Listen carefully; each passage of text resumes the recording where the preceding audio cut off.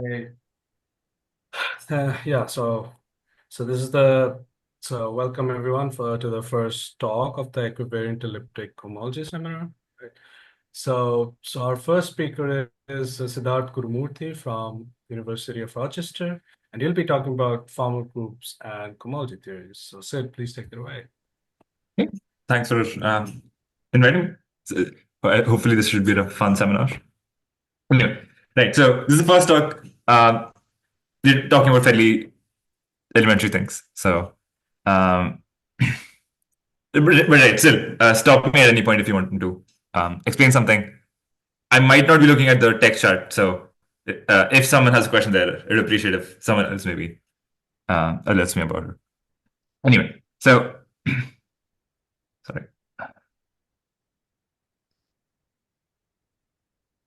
Right. So, right, the story starts with um, like churn classes, right?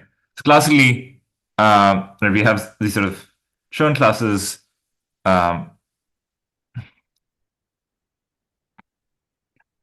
and so the universal churn class sort of lives in uh, C P infinity. So um,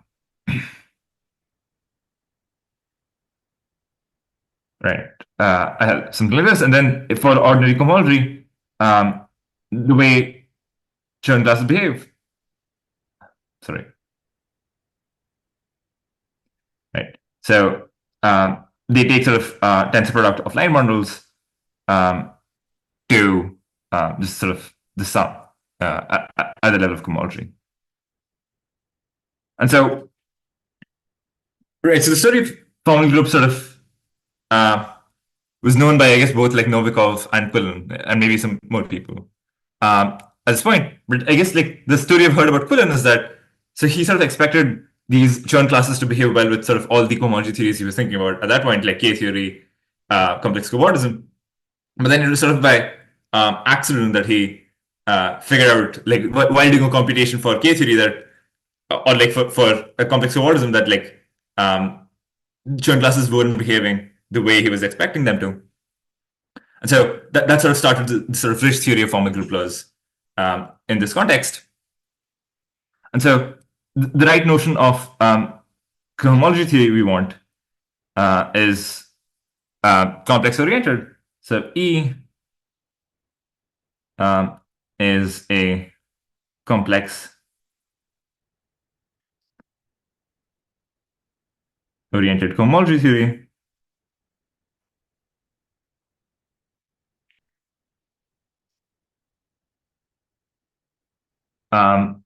If so you have sort of canonical map from CP infinity. So CP1 to CP infinity, which is the inclusion. So cohomology changes the variance. So you get this reverse map.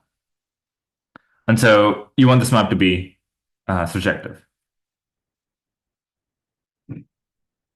And so if this happens, then um,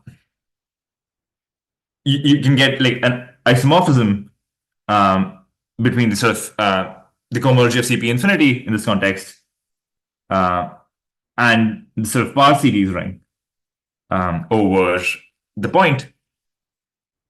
And right, so once this happens, you can really start talking about these churn classes and how they behave. So, so you have this sort of map from CP infinity cross CP infinity to CP infinity, which so CP infinity like classifies line bundles, and so this multiplication map classifies the tensor product of line bundles. And so when you take E star, this sort of flips around.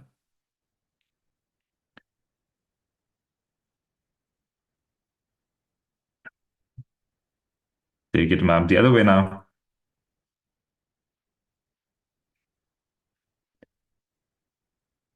Right. And so now this thing is going to be isomorphic to the sort of uh, the cohomology of a point, and have a power series over that.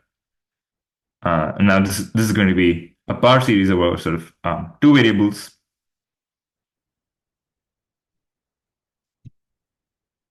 And so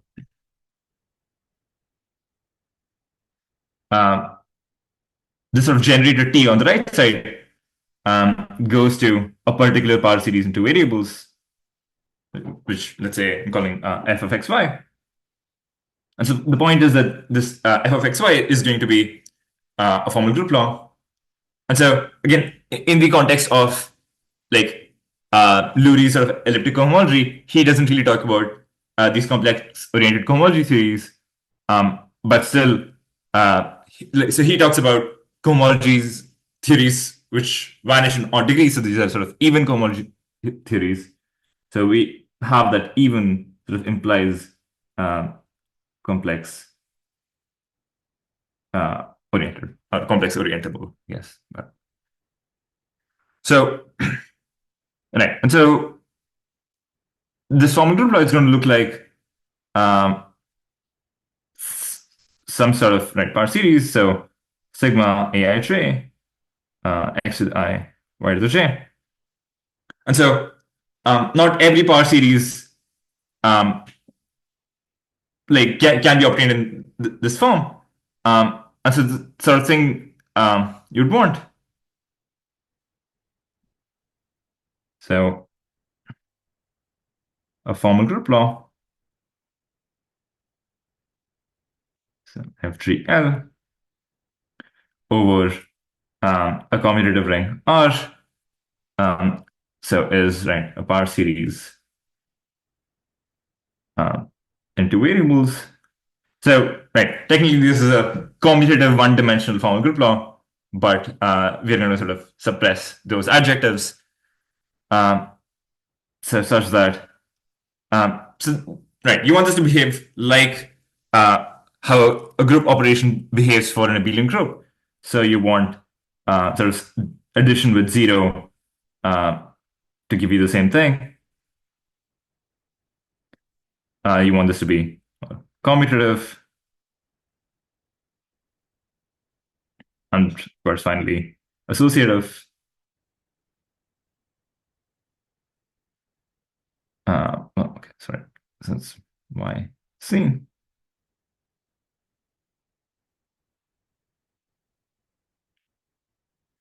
Right. So, right, so you have a bunch of these axioms for a formal group law, and right, these sort of impose some restrictions on your coefficients. So, right, this tells you, for example, that ai0 is 0 for I greater than 1, and similarly for like a0i. This tells you that aij equals aji, and then this is a bunch of complicated relationships. And so,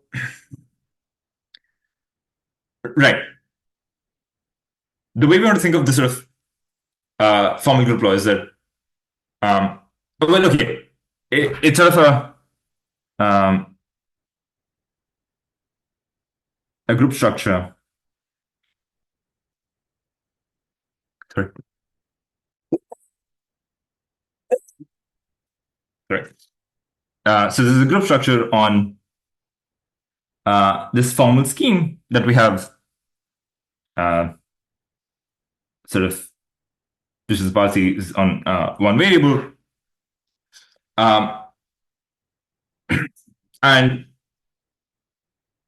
well, so even if you go above like to the thing we were sort of constructing, so T goes to a particular power series F, but sort of there's no canonical choice for T for a cohomology theory. So like sort of different T's can give you different F's. So, but if you want this sort of a formal group to be an invariant, we want some notion of equivalence for like different formal group laws we get from this cohomology theory. So, right, we need to get to that. So,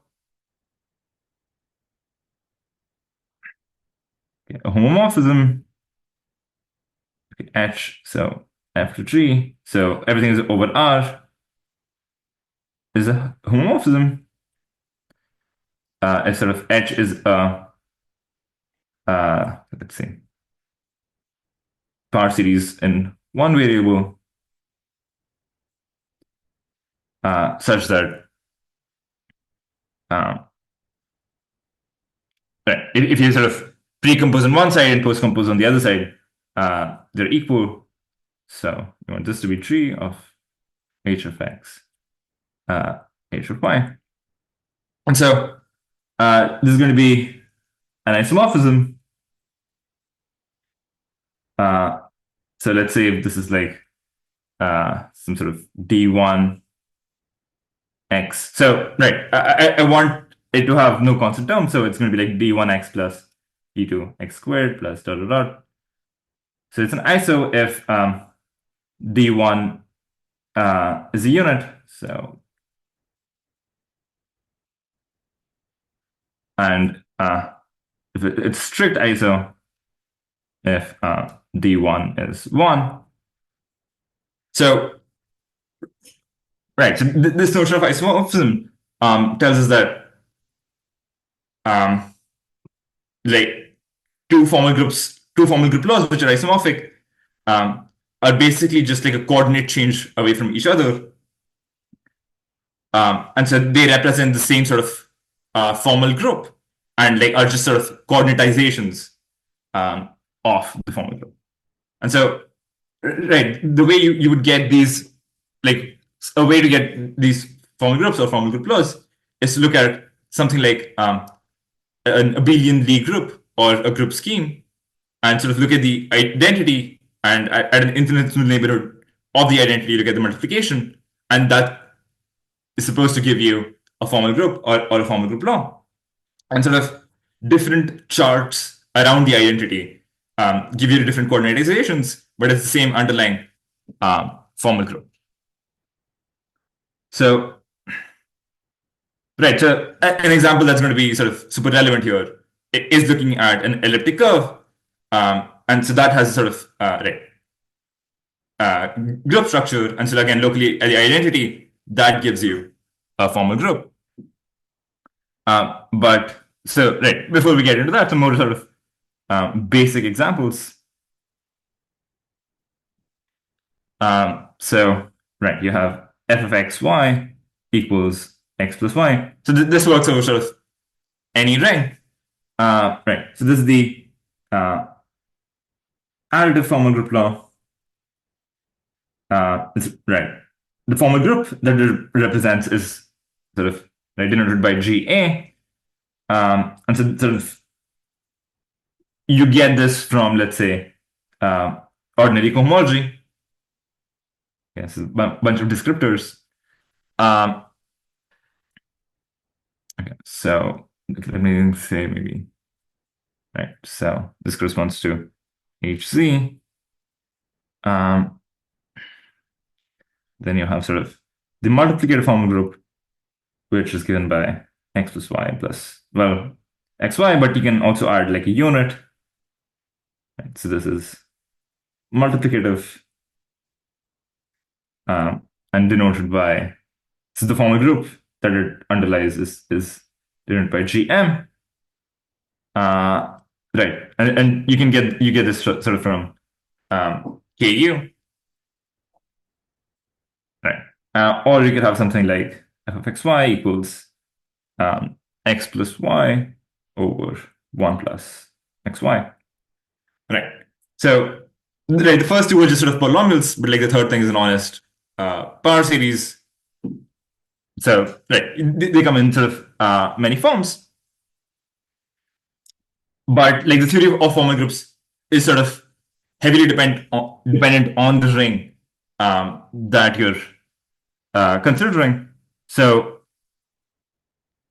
for example, a proposition. So, if you're working with, let's say, over Q or any Q algebra, there's exactly one formal group law up to isomorphism. Or okay, so right, in characteristic zero, it's sort of too trivial. But over sort of any over sort of character P, sort of for any algebraically closed field,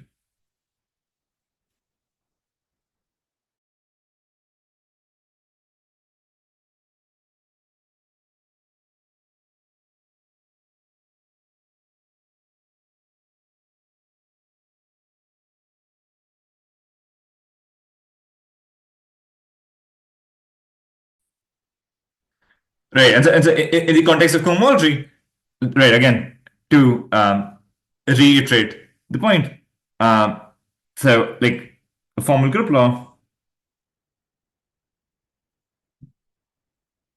So we want to think of this as a coordinatization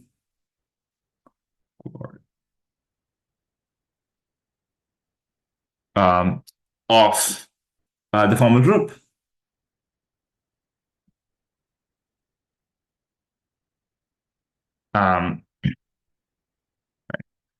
So this is formal spectrum of like E star of CP infinity. And sort of as soon as you're choosing an isomorphism with a power series ring, you're sort of choosing the coordinatization. So, right. And so what one can do is one can sort of ask for a universal, sorry, ring sort of with a formal group law.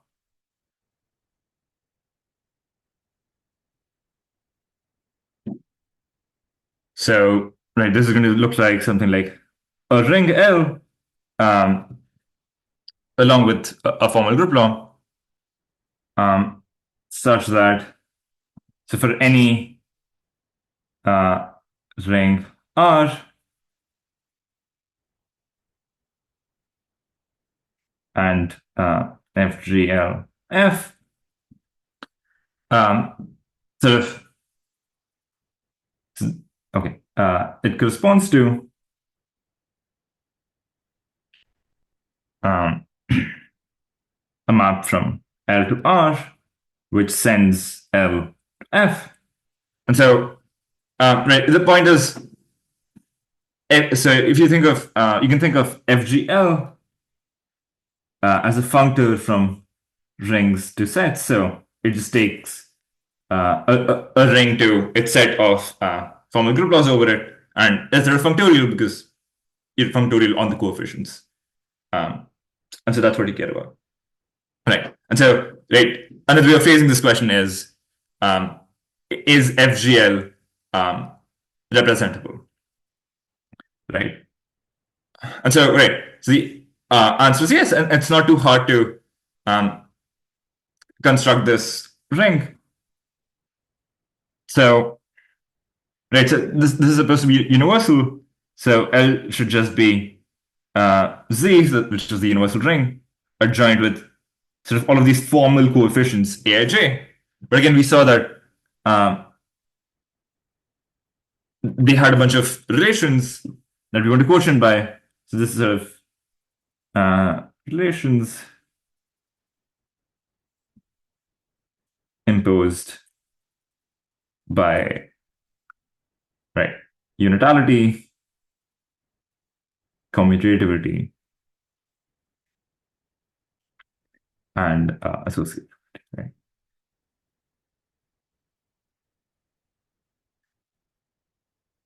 So, right, so we have the sort of universal ring, which is called the Lazard ring. And so, all right, so then there's a theorem of Lazard, which says that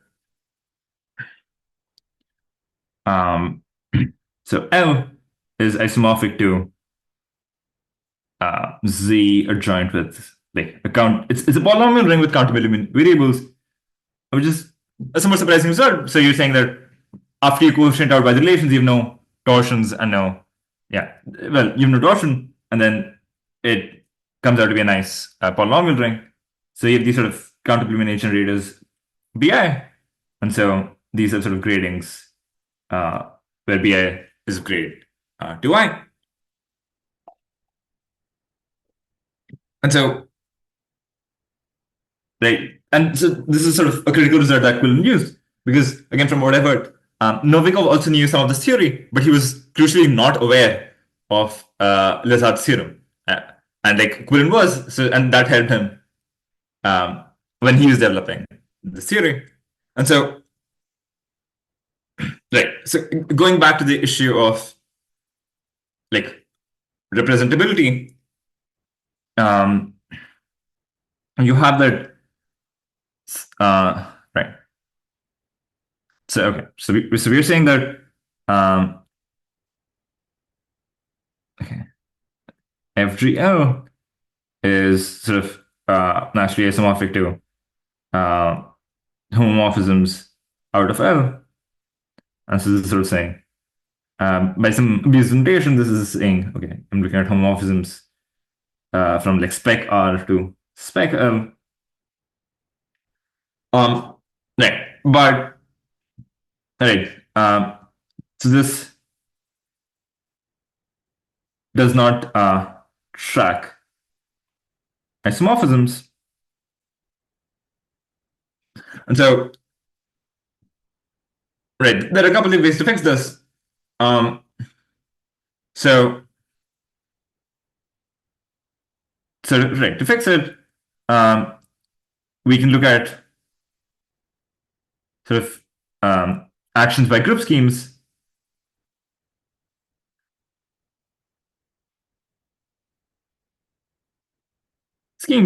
which right essentially keep track of these isomorphisms. So like the orbit of a particular formal group is going to be all the things isomorphic to it. And again, so we saw sort of two different notions of isomorphism. So right, so right, so the standard thing is so right, so we can let G be this group scheme defined by saying that sort of GR is equal to like power series in R, where the first term is sort of T, like where the coefficient is 1, and then you have like C2 T squared plus dot in right, since power series in T. So right, again, these are going to be sort of your automorphism groups, and right. So right, so these are tracking your strict isomorphisms, and if you want to track sort of all isomorphisms, you can define this sort of a different group G plus.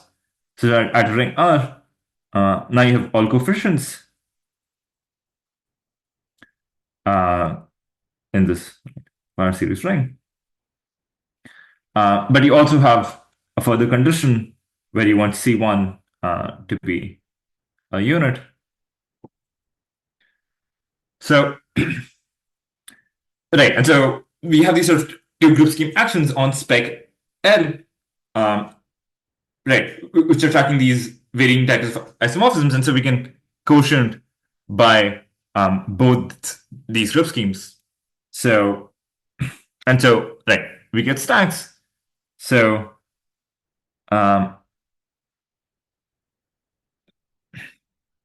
so if you quotient by G, you get this moduli stack of formal groups with strict isomorphisms. And if you quotient by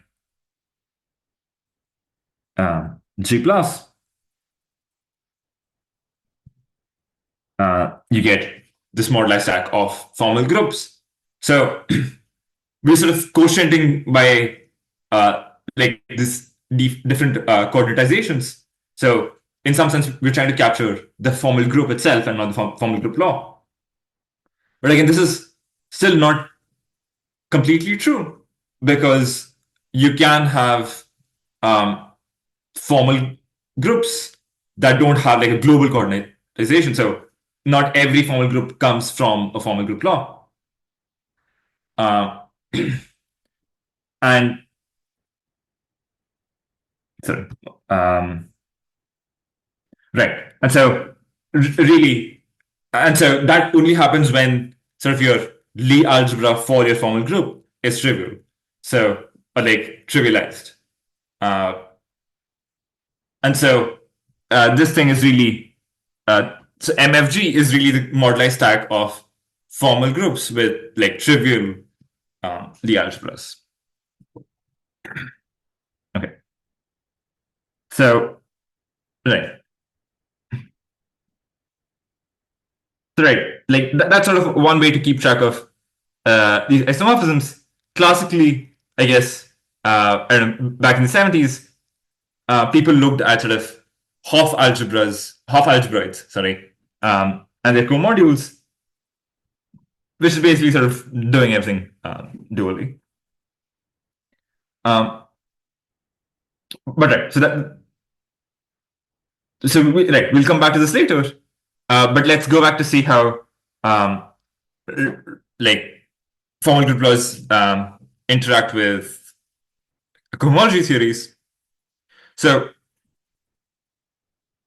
so right, we have this sort of universal formal group law, and so in right, like in the world of spectra, uh, so we have that sort of complex orientations on E sort of correspond to maps from MU to E. And so, right, so that's basically telling you that this thing is universal when it comes like it's a universal complex oriented uh, cohomology theory. And so, in particular, we'll have a map from sort of um, L to mu star. So, right, M is universal complex oriented cohomology theory. So the identity in particular fixes a complex orientation. Uh, and right, so in particular, we have this sort of canonical formal group law over mu star. And so since L is universal for formal group laws, we get a map from L to mu star, which sends the universal formal group law to the sort of canonical formal group law for mu. And right, one would expect that like maybe an isomorphism for here would follow from formal reasons, but um, at least for as far as I know, this only follows from sort of some actual computation. But anyway, so that's sort of what Quillen did. So the theorem of Quillen, um, right, like the map from L to mu star, which is also like pi star mu, uh, is is an isomorphism. Right. And so with the story so far, um, sorry,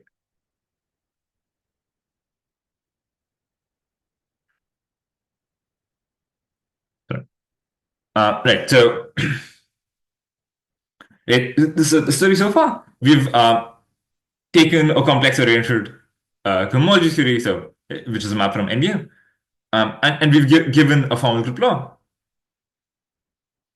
Um, but the natural question to ask then is sort of, can you go the other way? So okay, let me uh, write that down. So right, so if you have a map from mu to E, that gives me a map from L to let's say R, which is sort of E star, uh, which sends this universal thing to uh, the formal group associated to the um, complex oriented cohomology theory E.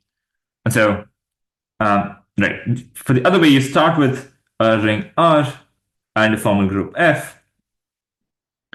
Uh, sorry.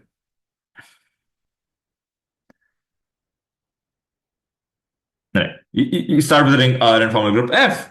And so this induces uh, a map from L to R, which encodes this information. So which sends right L to F. And so the question is, can I find a map of this form which sort of realizes this map at the level of rings? Right. And so one natural attempt at coming up with a cohomology theory or a spectrum that does this for us is sort of by saying that okay, I want E sort of X to be so okay mu star and I'm just sort of base changing um, with R. So okay, so the question is right. It's a fairly natural attempt, but does this work? And so it turns out that the only potential issue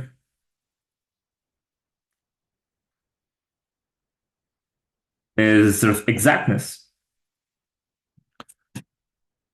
Um, and so, right, so the easy fix um, would be to just say that R is flat over L. Right, since L makes this module. So right, R is flat over L.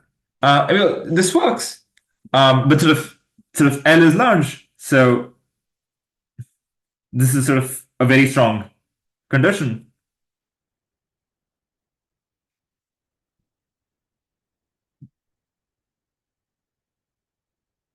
And like, we want to see if we can figure out an easier, okay, a not as strong condition, which also guarantees us this sort of exactness. And so, right, proposition is that sort of it's enough for the composite. So, okay, right, this map from L to R. So I get this map from spec R to spec L. And so I just sort of quotient map to the moduli stack of form groups. And so, right, it's enough for the composite to be flat. And so, right, which is just saying that locally it's flat at each, right. Okay. So, right, that's again the sort of modern algebra geometric perspective on this sort of exactness condition that we need. But again, historically, there is a more concrete way to approach this. So,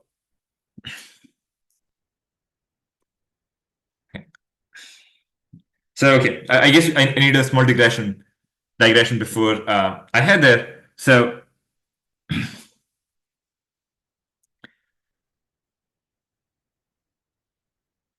okay, okay. So let me just sort of package the digression into the theorem. So the theorem says the classical Landweber exactness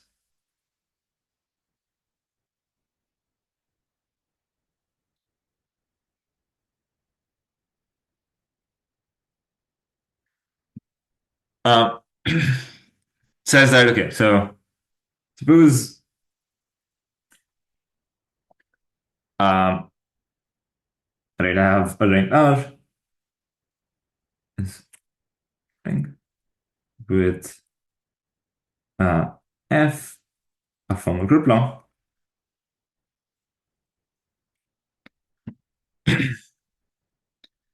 So,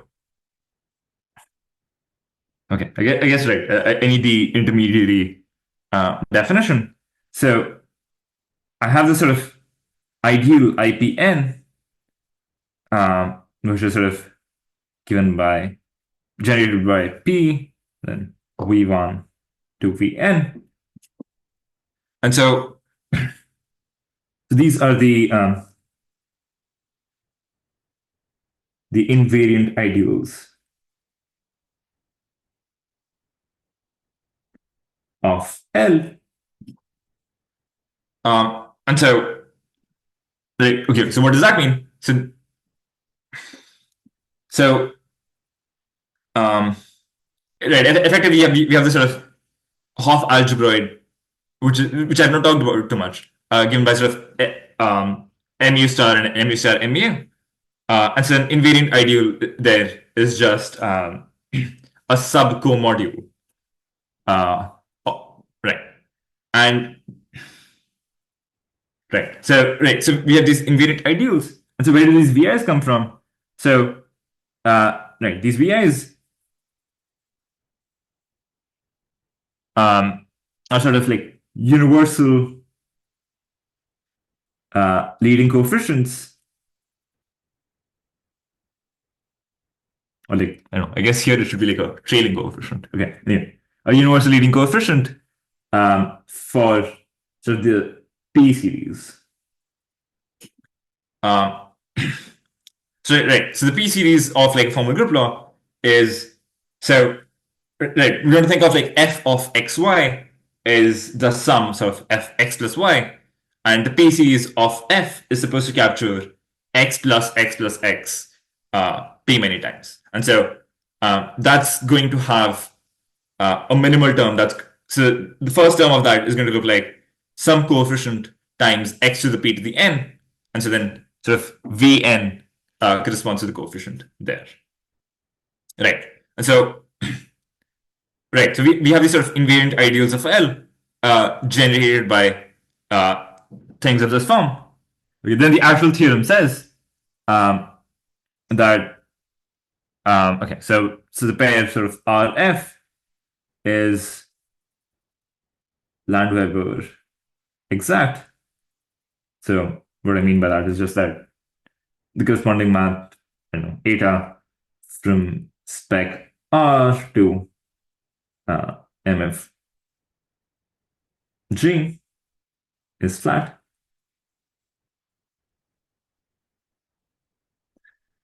Yeah, okay. Yeah, so R comma F is Landweber exact if and only if the sequence P equals V naught, V1, V2 is regular. Okay, I should write that as a regular sequence. So, okay, what does that mean? That is, so I want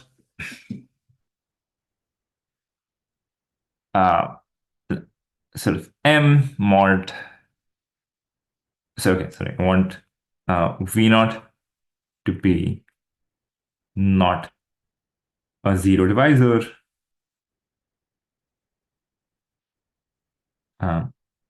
In M.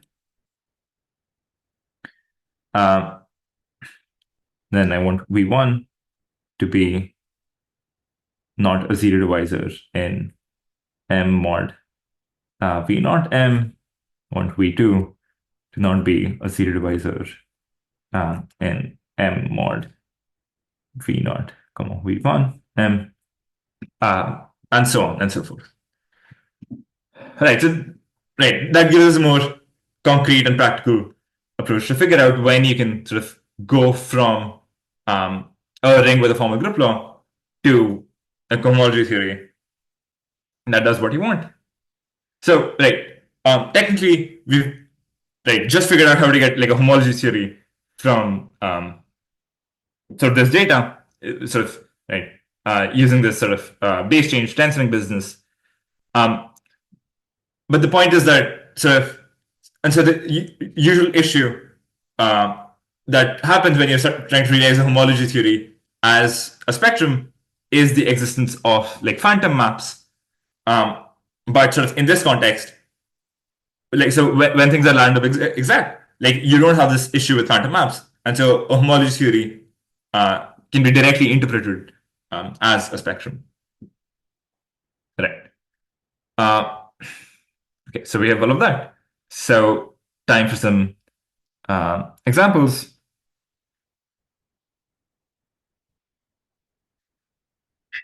Right. So if you look at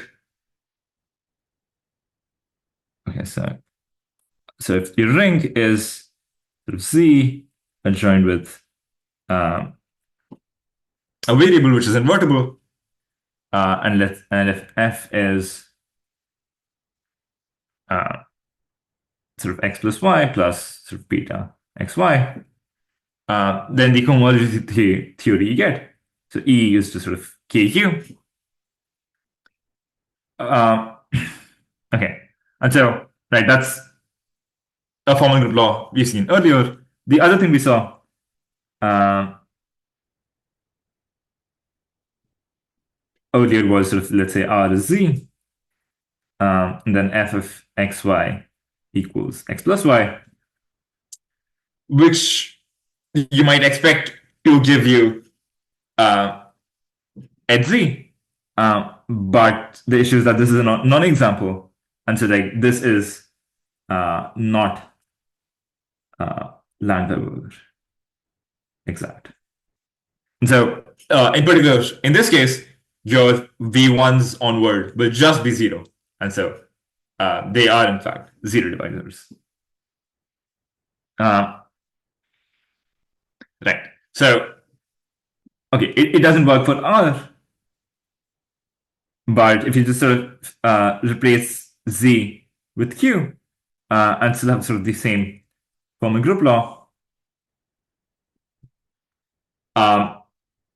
you do like yeah right this works, and you just get that sort of the cohomology theory is just rational cohomology. Right. So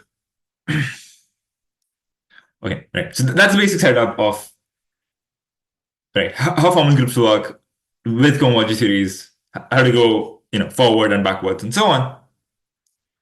But sort of in the interest of sort of okay. So right, in the interest of elliptic cohomology, um, we need to sort of look at a slight modification of this business. So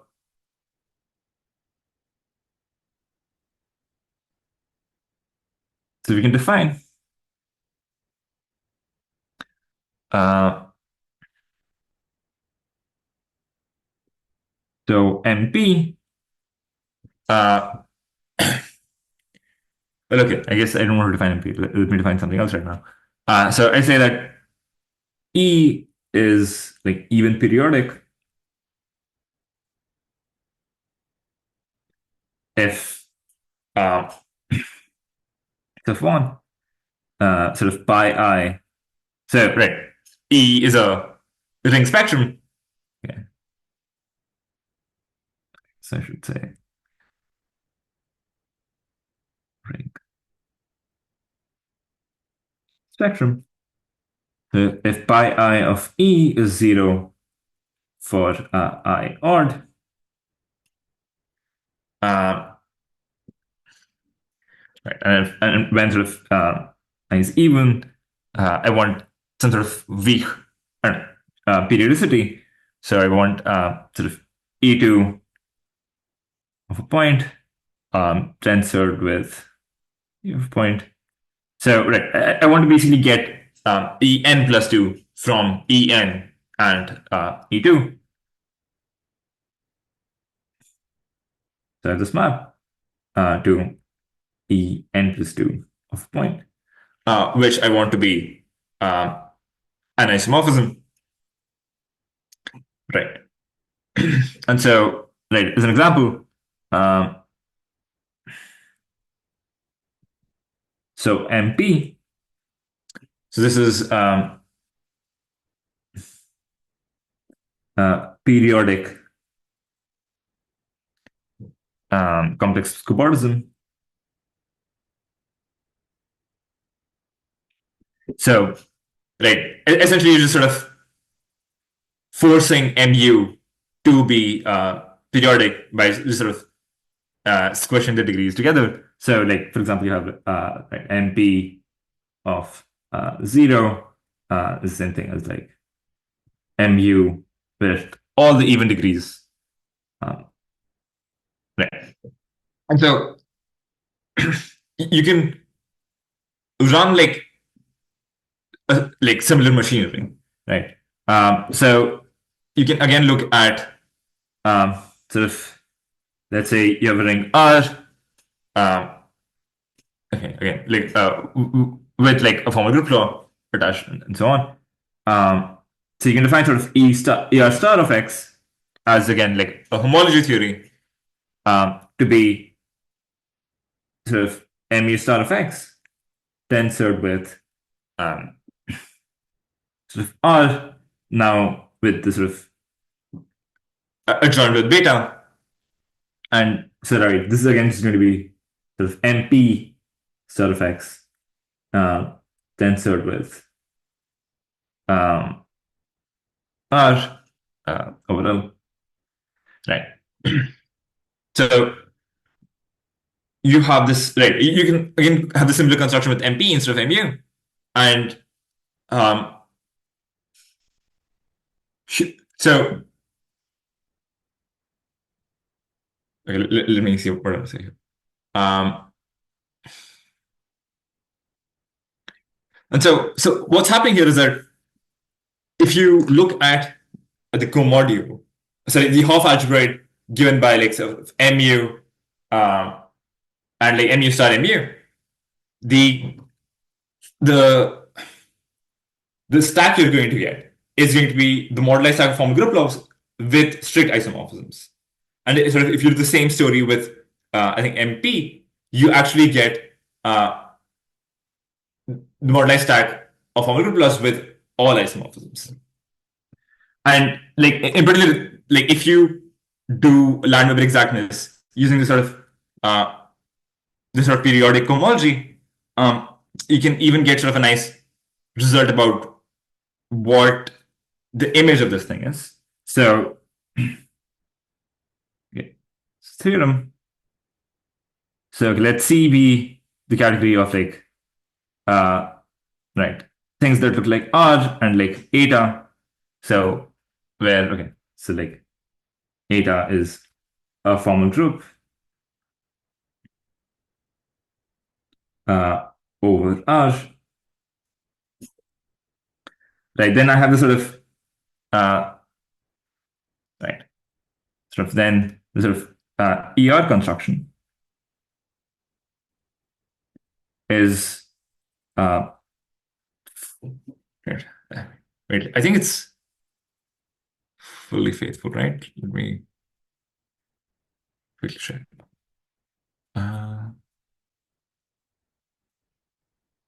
Okay, I think it's fully faithful. Is fully faithful. I think it is fully faithful.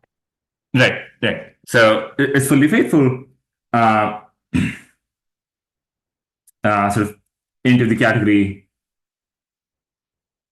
into sort of right, even periodic spectrum.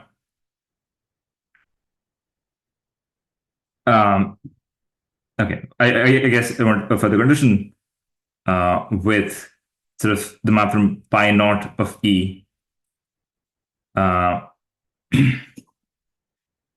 to MFG being flat. Right, and so I guess okay, this is not it's okay. It's fully faithful with essential image. Okay, I should just sort of rephrase this completely. given by even periodic spectra uh, with the map pi naught E to MFG being flat. Uh, right. And so, right. And so, wait, the reason we're looking at this version of um, Landweber exactness is right in elliptic cohomology. These sort of even periodic things are going to be present all the time, and so we want to deal with things of that form. Yeah, and anyway, that ends my talk.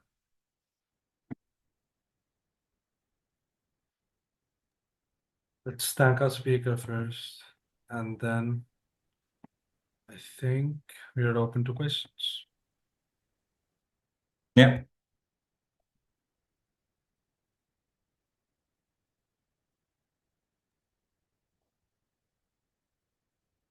So maybe not a question, maybe, but like, you know, Yeah, feel free to give so like remarks or like insights that I've no, missed out on. what I'm Mhm. saying, like, I don't know if you already said that, but when Mhm. I'm thinking about these MPN, right, Yeah, these complex covariance groups, like, I am like, kind of thinking them as quasi-coherent sheaves on right, the MFG, right? right. So essentially, right, this sort of construction, sort of. So if you take any, um, okay, let's say, okay, so if if X is right in spectra, then sort of if you look at either sort of mu star of X or MP star of X, these can both be um, can be realized uh, as right quasi-coherent sheaves uh, over MFG. Right, and right, so this is what Amartya was trying to point out. It's right. So this is also written out in um, Lurie, but I mean, I think this is like interesting insight to have because um, so this is what lets you pull back algebrogeometric information about the caddy quasi-coherent sheaves over MFG into like homotopy theoretic information about the caddy spectrum. So this is yeah, in general, very uh, helpful to know. I'm not sure how much of that comes up in elliptic cohomology, so I didn't mention that. But it's good to do that anyway. So, like, another thing, I don't know, again, I'm not sure if you Mhm. mentioned this, but like, suppose you're thinking about say, the additive, like, U plus V, that form group Yeah, law, right. then you're considering the associated form group, then I think it is. I think there's this observation that I saw. Hmm. Like, so I think it's if the commutative ring, say R, if it's an algebra over Q, then it's Yeah, Landweber exact. Then the associated formal group is Landweber exact. Like, I don't know. yeah, Maybe I did maybe see I'm that. Yeah, maybe it's pretty obvious, but just wanted to make sure. yeah, no, I did see that at some point, sure. Right. So Uh, right. So then the Mhm. cohomology theory will just be the, periodic cohomology, right? Yeah, yeah, right. So maybe that's something very obvious. So yeah, any more questions? So I guess yeah, it depends on which thing you're doing, right? If you are tensoring with MP, you get periodic cohomology. If you're tensoring with MU, you just get ordinary cohomology, or like Right, rational cohomology, right? right. Exactly. So yeah, any more questions? So if not, let's thank our speaker again. and maybe we can stop the recording for post-recording discussions Yeah. but yeah, people are free to leave if they wish. But yeah, thanks. Thanks a lot.